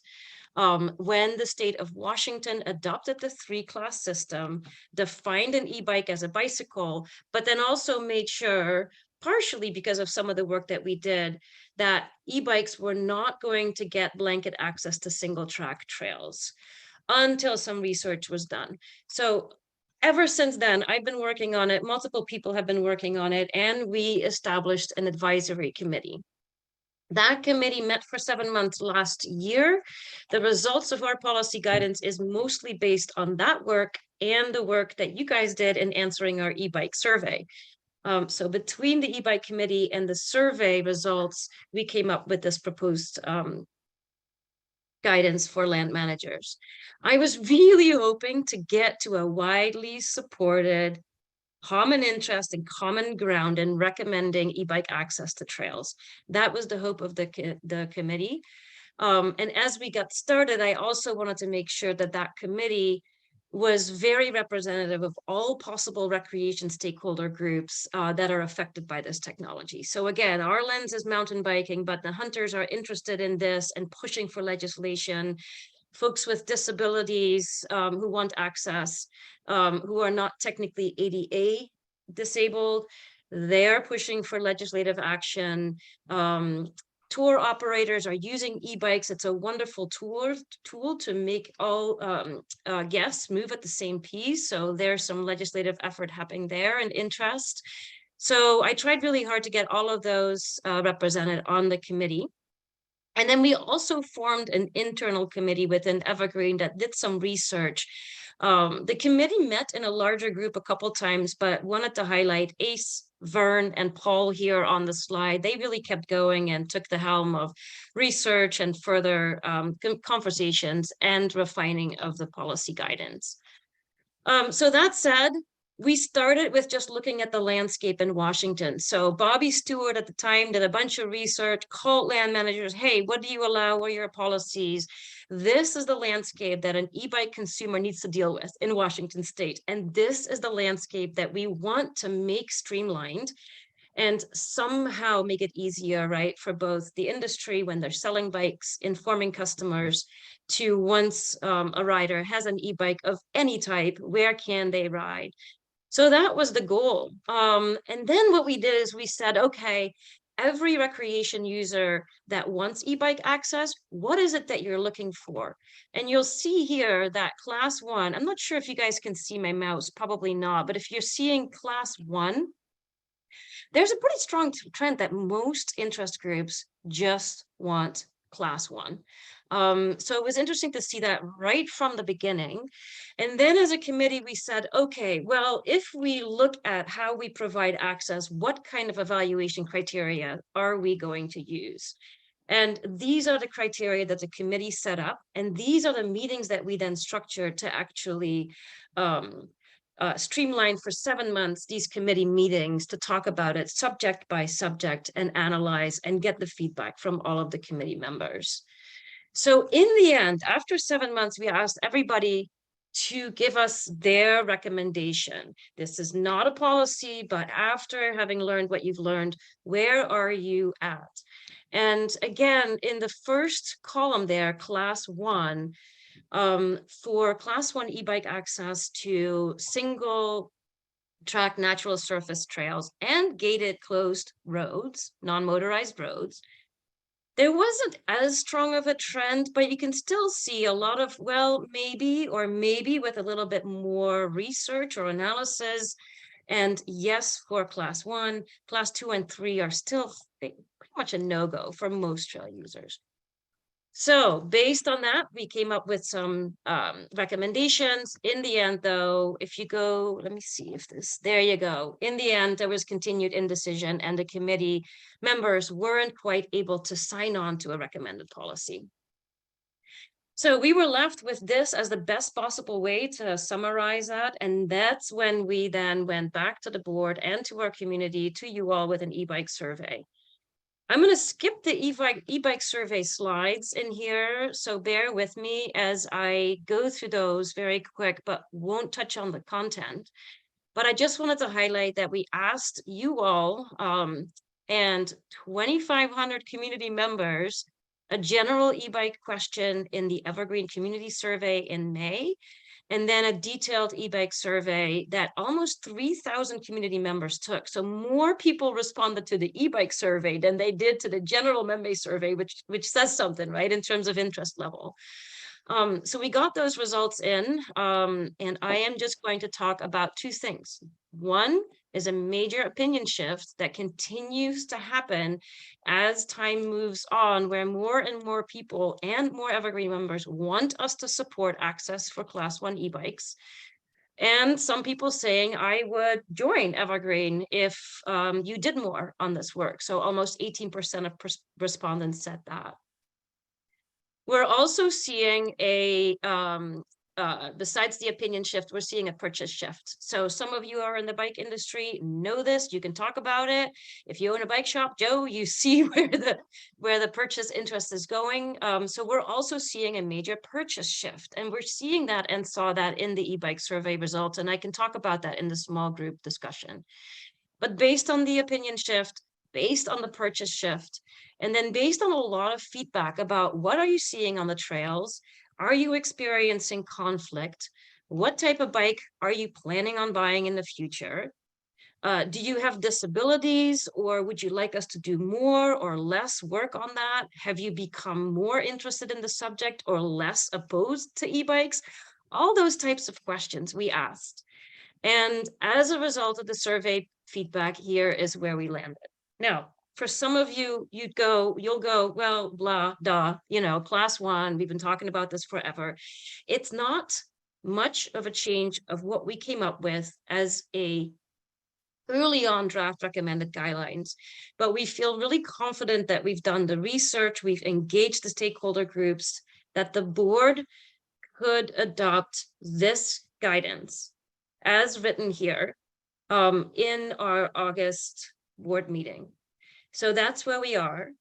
It is class 1.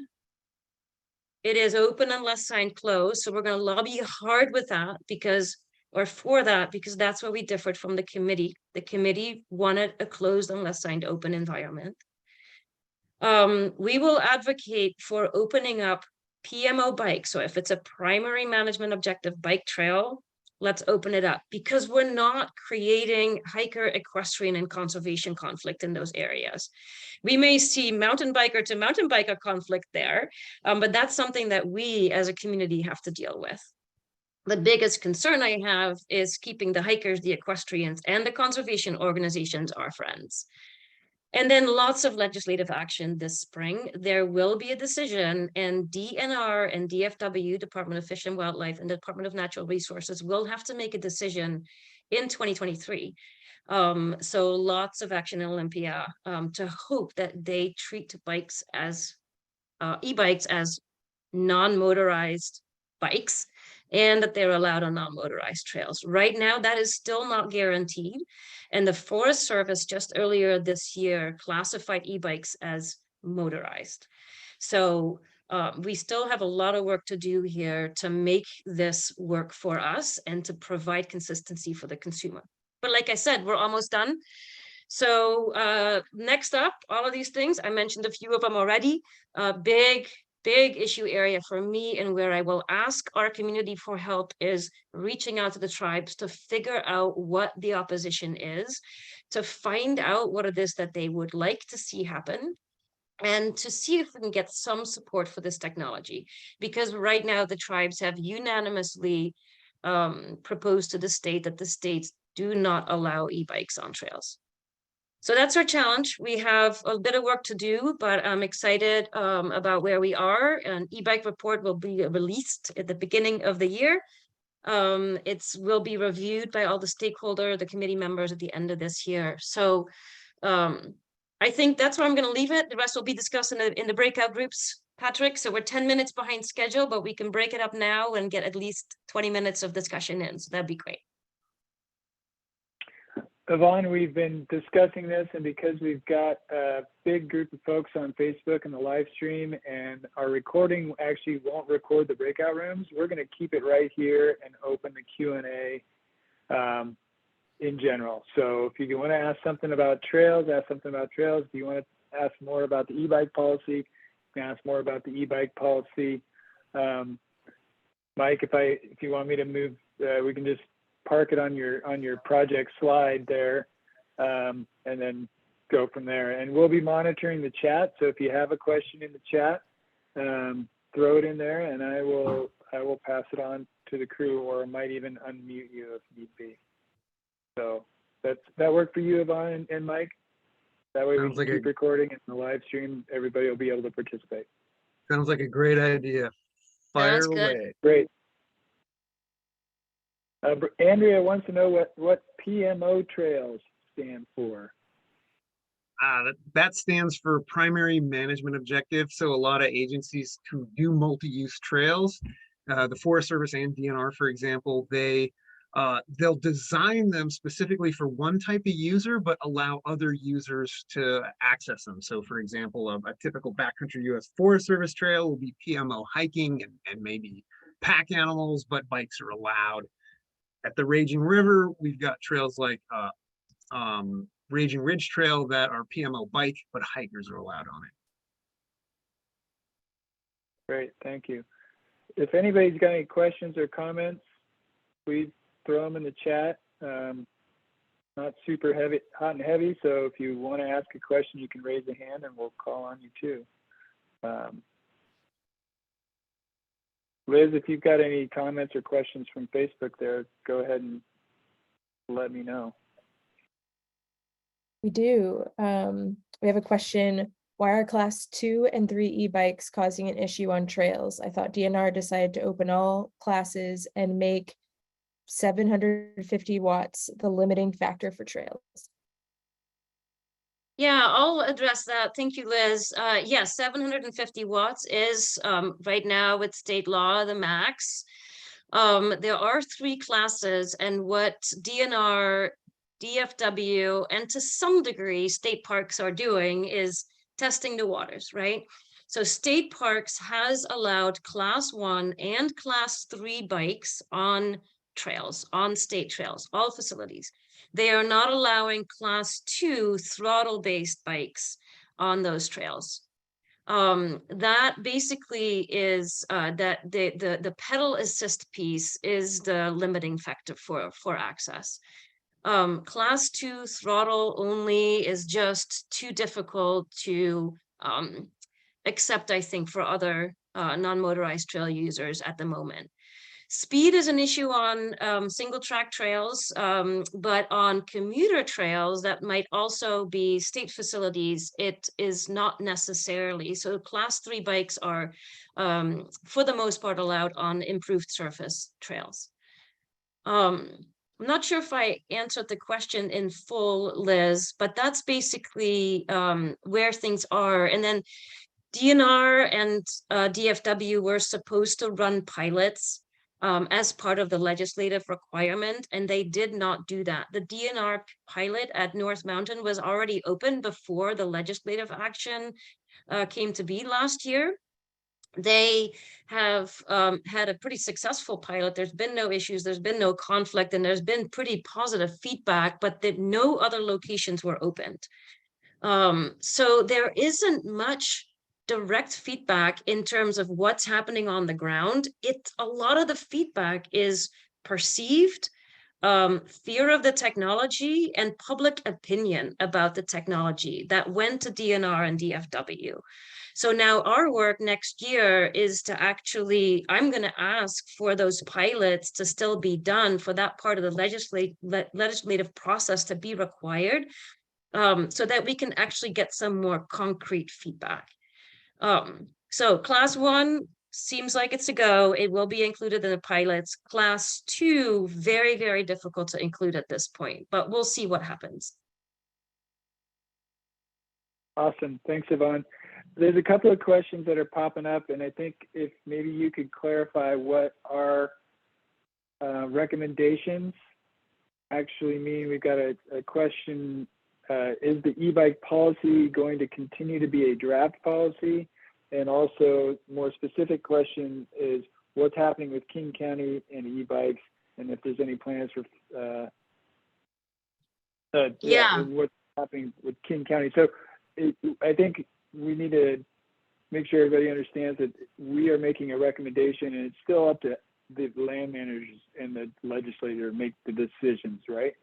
Yeah, thank you, Patrick. That's exactly right. So right now there's I had to rush, so thank you for asking this question.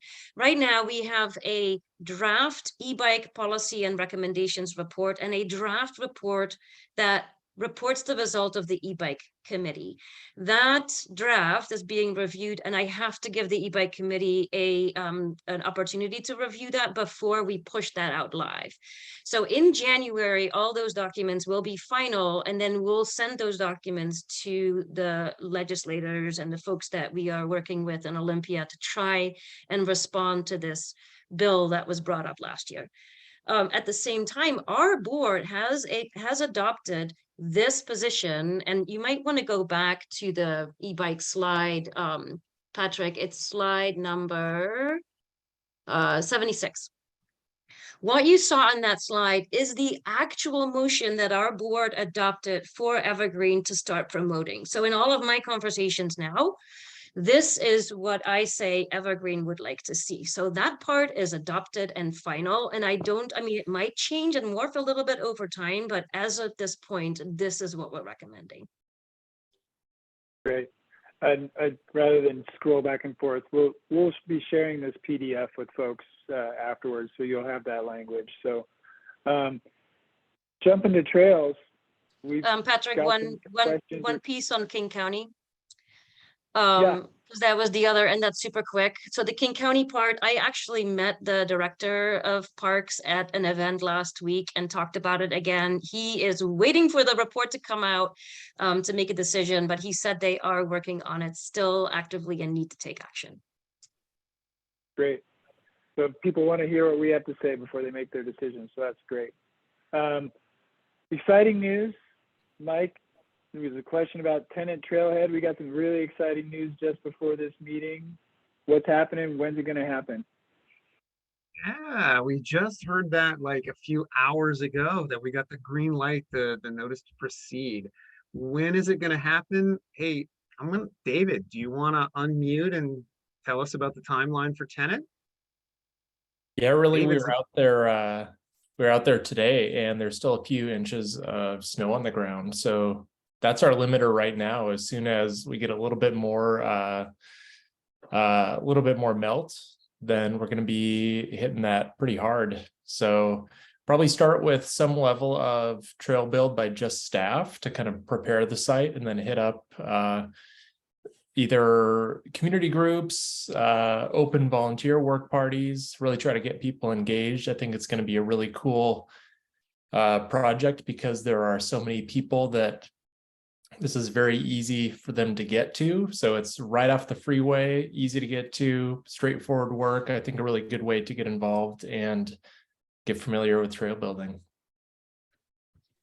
I can share a screenshot of the trail system if you want, or we could just move on if there's a lot of questions piling up. You can Sure. go into it a little bit more. We're open for a little bit here.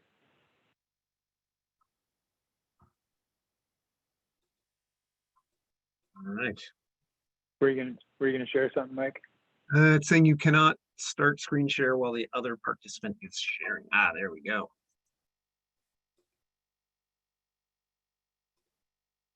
Our timeline on Tenet is to complete that in early spring. So it's going to be a pretty fast build. So definitely needing volunteer help once we're able to accommodate that. And the city's very excited to get that up and running. There'll also be an additional phase connecting the Tenet Trailhead system, which is 2 miles of trail, to Snoqualmie Point Park, which is the Raging River system. So that's going to be another project, still waiting on permitting and funding on that, but kind of following a trend that we're seeing throughout the state of connecting trails, connecting systems. So we're not needing to drive quite as much and able to do longer rides.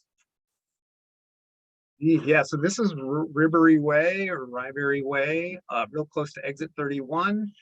There's going to be a parking lot right here. That's phase 2.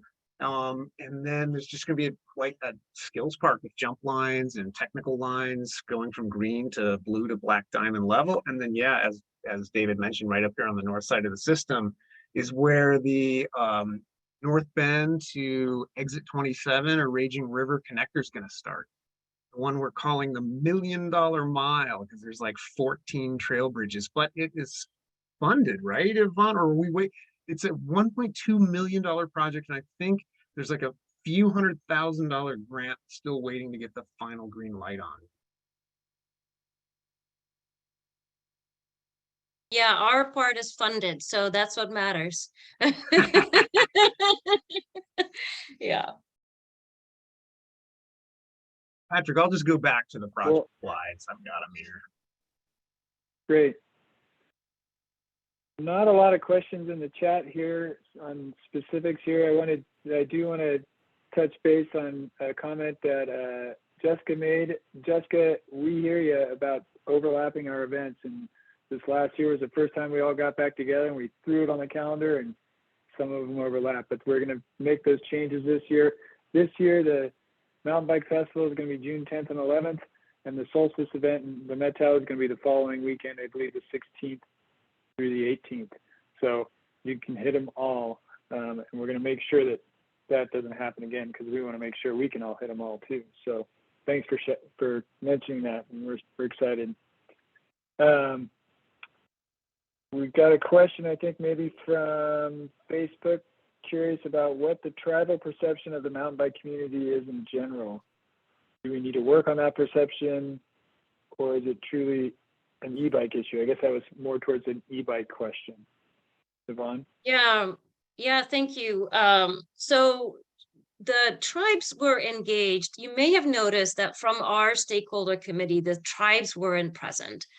The tribes were engaged on a government to government level. As part of the bill last year, there was a requirement to engage the public and the tribes on feedback for e-bike access to trails.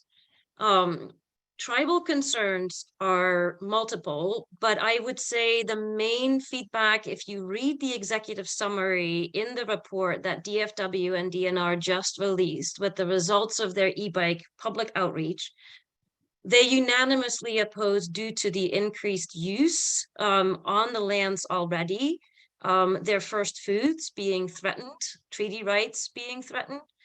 And we've seen an enormous amount of influx in on public lands when it comes to recreation. The tribes are not all saying no, but they're basically saying time out, do research, figure out the impact of what we have now before further investments are made in recreation. E-bikes simply represent another user group and another area of growth for them. And that's how I mainly read the comments. The work that we now have to do is actually meet with them and gather input. That has started. It's not easy, but I want to shout out to the Snoqualmie tribe on how open they have been in meeting with us and how in-depth the conversations have gone with them. And I hope to be able to do that with other tribes as we, continue this work. So for the tribes, it's numbers. We have to work hard to show that the number impact that e-bikes have by adopting this policy is likely not going to be much, if at all. The e-bikes are already on the land. So there's a different consideration that we have to discuss with them.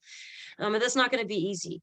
The other part of that question was just perception. And yeah, some of the legislators, if you saw in the fast slides that I showed, we showed a legislator, Representative Dent, on an e-bike, and both him and Senator Van der Weyck, who was with us that day, thought that these bikes would make noise, right? And it would scare their horses. They're both equestrian. So the equestrians have a noise and speed concern.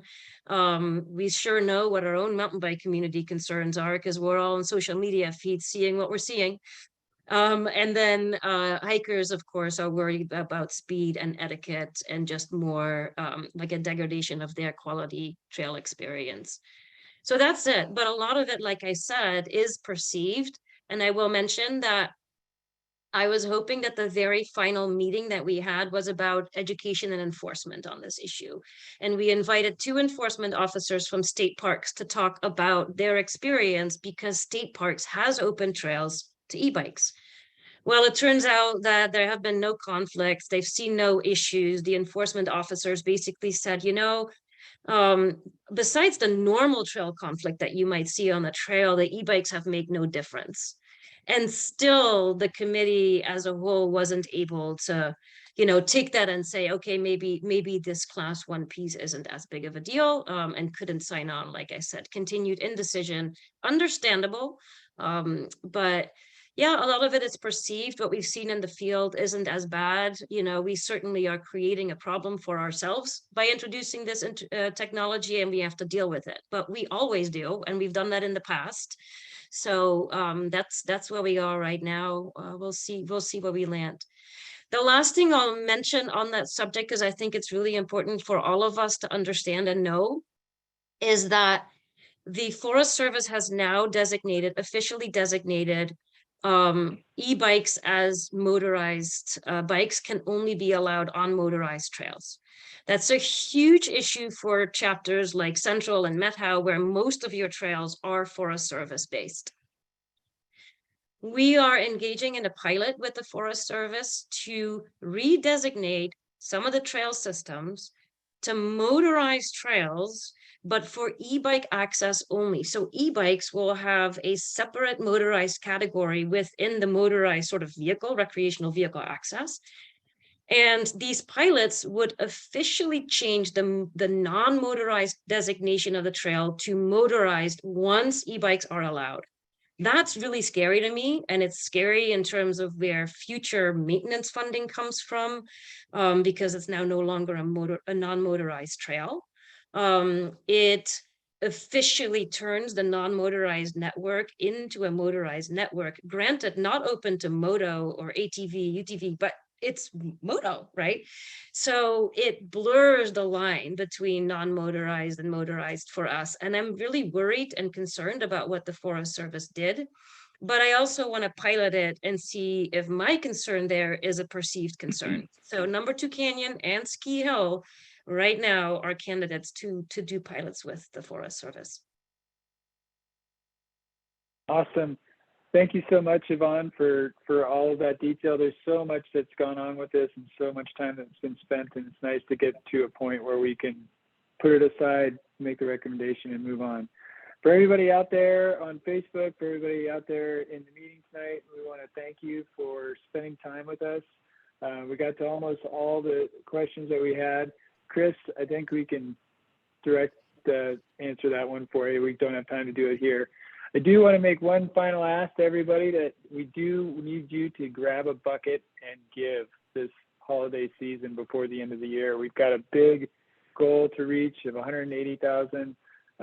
We've reached almost 46 close to 47,000 already with less than 250 donors. So there's over 9,000 of you out there.